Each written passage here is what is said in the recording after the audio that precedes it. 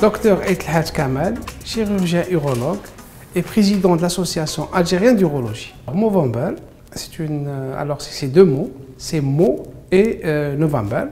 Mo, ça vient du dialecte australien qui veut dire moustache, et November, c'est en anglais, c'est le mois de novembre.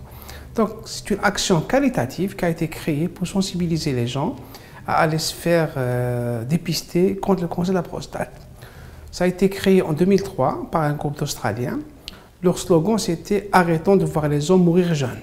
C'est pour ça qu'il y a ce mois qui a été consacré pour les cancers masculins. Le cancer de la prostate, en Algérie, c'est le troisième cancer de l'homme et c'est le premier cancer de l'homme après l'âge de 50 ans. Sa prévalence, elle est de 98 hommes pour 100 000 habitants et par année. Ce sont des chiffres qui ont été donnés par l'OMS. Avant de parler du cancer de la prostate, je préfère vous parler de la prostate. C'est quoi la prostate? Alors la prostate, c'est une glande masculine de l'appareil sexuel, de la reproduction. Son rôle principal, c'est de diffuser du liquide qu'on appelle liquide séminal. Alors c'est un organe qui est situé sous la vessie et en avant du rectum, accessible par son anatomie à un toucher rectal qui est pour diagnostiquer la prostate et ses différentes modifications. Alors, ce qui provoque le cancer de la prostate, le premier facteur de risque, c'est l'âge. On sait que l'homme, plus il avance dans l'âge, plus il a de risque d'avoir un cancer de la prostate. Le cancer, c'est à partir de 50 ans en général. Au-delà de 50 ans, l'homme, il a des risques d'avoir un cancer de la prostate. Le deuxième facteur, c'est ethnique. C'est ethnique. On sait que les Africains et les Antillais font plus de cancers que les autres ethnies. Le troisième facteur, c'est l'hérédité. Maintenant, ça a été prouvé par la mutation d'un gène BCR1 et BCR2 qui sont à l'origine du cancer de la prostate. Pour l'alcool et le tabac, ça a été dit dans quelques papiers, mais pas confirmé par les sociétés savantes. C'est comme l'excès de viande, l'excès de graisse, l'environnement toxique comme le cadmium, ça a été décrit, mais ça n'a pas été validé par les sociétés savantes. Donc, on en parle, on dit, mais il n'y a rien d'officiel. Dans le jargon médical, le niveau de preuve, il est très faible. Il faut savoir que la prostate peut avoir trois pathologies différentes, à savoir l'infection, l'adénome et le cancer de la prostate. Même l'adénome, c'est la prostate, même lui, il commence à partir de 50 ans. Lui, par contre, il a des symptômes qui sont la pollakiurie, l'urgenturie, la dysurie, c'est des symptômes urinaires. Le cancer de la prostate, par contre, il n'a aucun symptôme.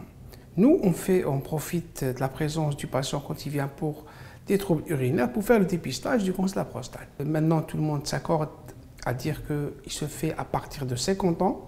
Pour tous les hommes qui ont plus de 50 ans, on fait le dépistage de la prostate.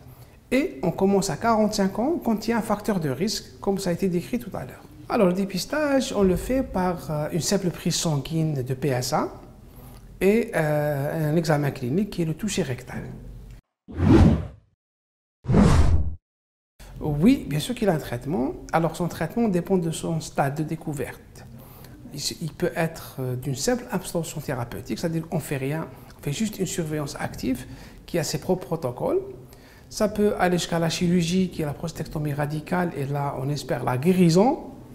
Il y a aussi la radiothérapie, et il y a la chimio, il y a l'hormonothérapie. C'est-à-dire que le cancer de la prostate, grosso modo, c'est 3 stades. C'est soit localisé, soit localement avancé, soit métastatique. Et chaque stade, il a son propre traitement. Comme je disais tout à l'heure, ça va de la surveillance active à la chirurgie, l'hormonothérapie, radiothérapie et chimiothérapie.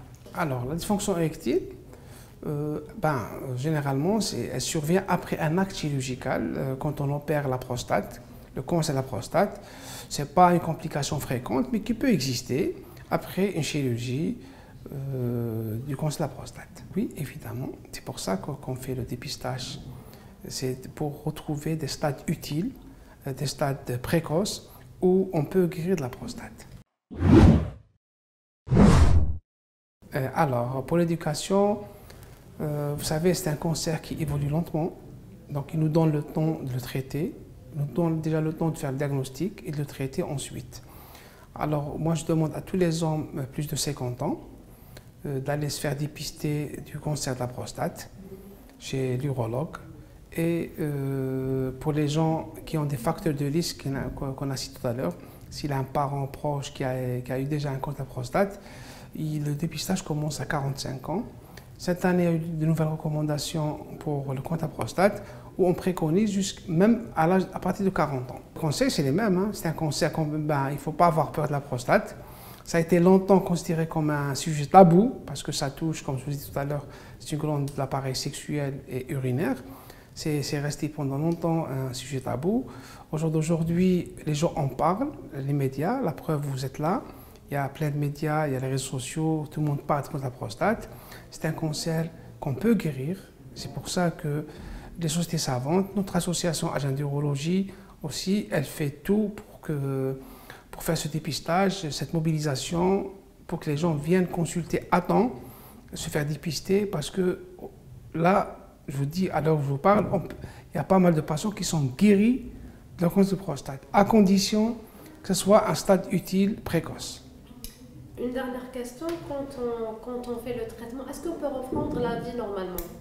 Alors, effectivement, c'est une glande, c'est un organe qu'on enlève ou à qui on peut faire de la radiothérapie, où on espère la guérison. Juste après le traitement, les hommes reprennent leur vie normalement.